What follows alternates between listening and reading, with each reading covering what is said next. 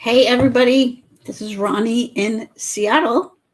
As if you couldn't tell, I'm in the same room I was the last time we talked.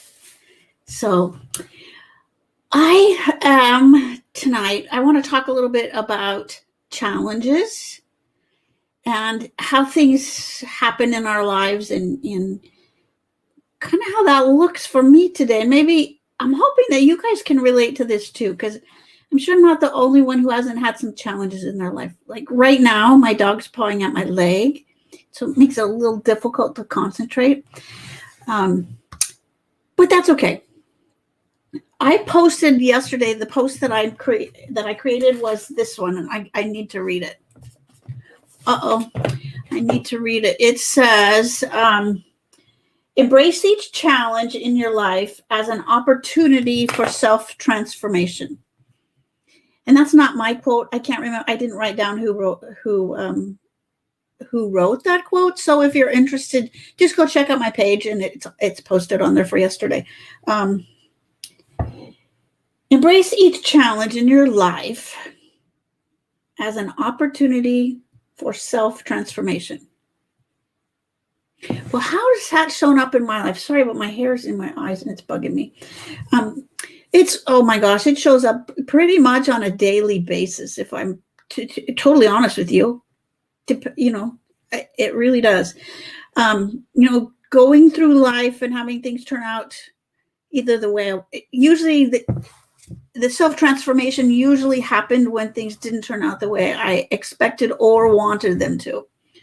And I don't know about you, but I don't learn as much when things are going well. I learn a shitload when things are not quite going the way I want them to, or another way to put that is going really bad.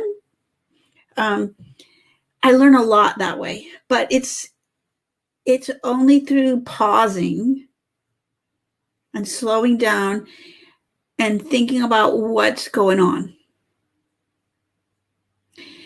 Early on, I would say if we went back to my life, probably 10, 12, 15 years, I couldn't do that. If something was going wrong, I needed to figure out why it was going wrong and try to fix it. Because it was always somebody else's fault. Now I slow down and I stop and I think of what are the facts around this? What did happen? What did that person really say? What are the events that led up to this? And I get really clear. What are the facts? And then instead of writing the story so it doesn't serve me like that SOB, how could he say something like that? Or that guy cut me off driving on the road. He's probably an ass. I got a potty mouth tonight. I don't know if ass is a potty mouth word, but I don't say it a whole lot. Anyway, so there's stories. So I make up stories about these things that don't go well. Here's the thing. I can make a story that serves me, or I can make up a story that doesn't serve me. Which will it be? What should I choose? Sometimes it takes me a while to figure it out. Sometimes I just need to sit in the emotions of it to be able to figure it out. Right now I'm working on really building my business, and I've got this big event coming up. By the way, it's early bird registration. One more day. It closes tomorrow at midnight. We have a great group that's going to be in it, but getting that up and running and ready to go, there have been all kinds of things that have been plopped in the road in front of me. And one of the things I do know is when we set a big goal, whether you call it God, the universe, spirit, whatever you call it, that they say, yep, I'm here for you. I'm here for you. And then things start happening so that you get to kind of say, yeah, that's really what I want. I'm going to move through this. Okay. So you can have challenges like that as well, where you can step back and look at it as an opportunity for self-transformation. So, for example, getting this online course set up, I've only seen it done in person. But instead of letting that stop me, I found some resources to find out how to do it virtually. I actually helped somebody when they were doing theirs, so I could see how he did it virtually. And I've been connecting with other people to find out how they did it virtually.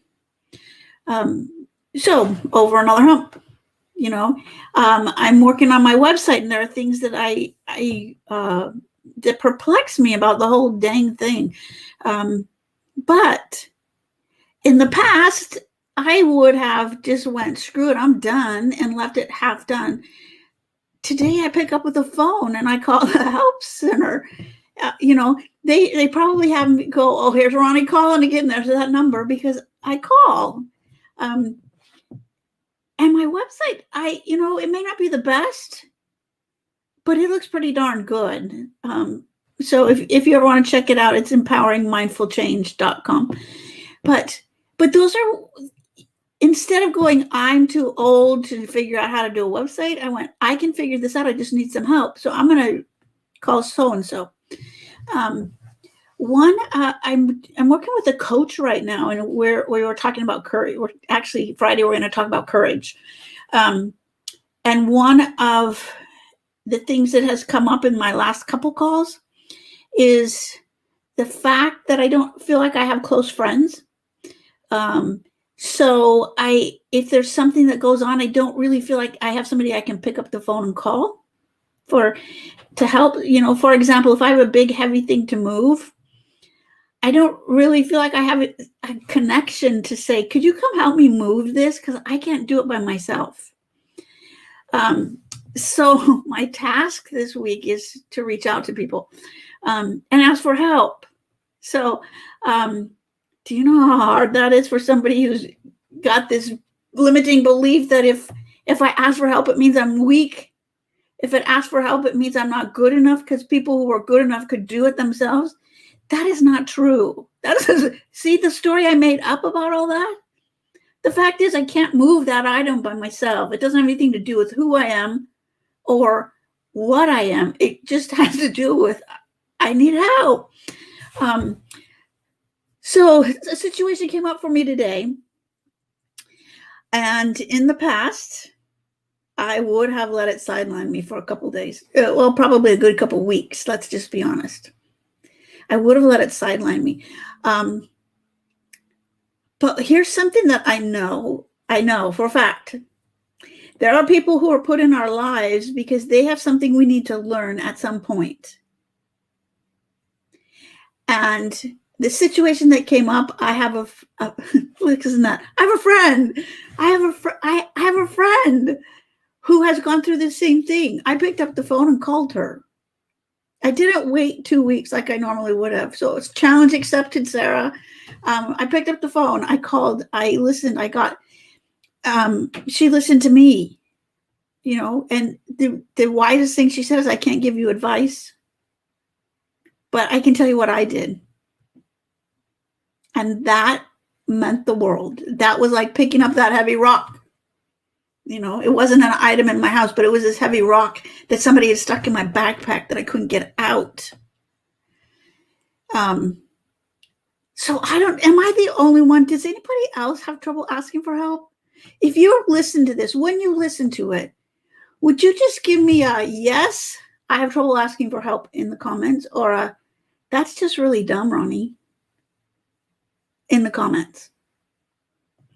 Because I don't think I'm unique. I like to think I'm unique most of the time, but I know I'm really not.